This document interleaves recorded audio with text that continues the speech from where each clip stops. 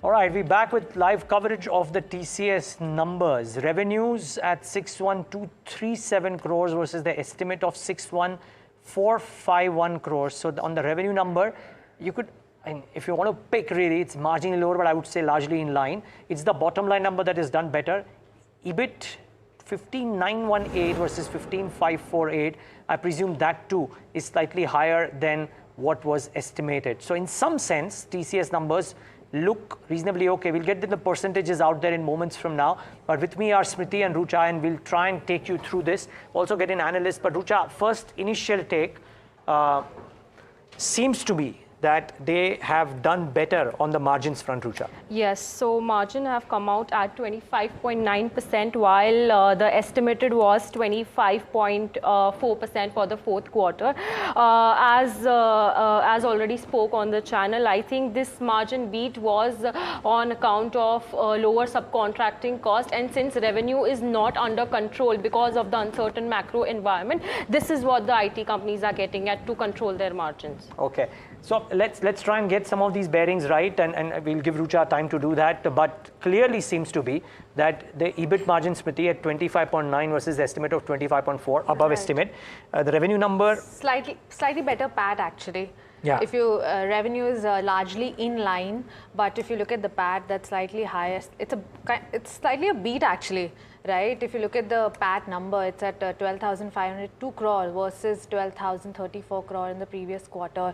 Now, as per expectations, of course, this was a weaker quarter. We saw Accenture's commentary coming in as well. There was they had cut estimates as well. So, so pretty much on estimated lines, the fourth quarter. Yeah. Now, the only thing is just waiting for the commentary to come in. I'm just trying to see if the exchanges have the commentary.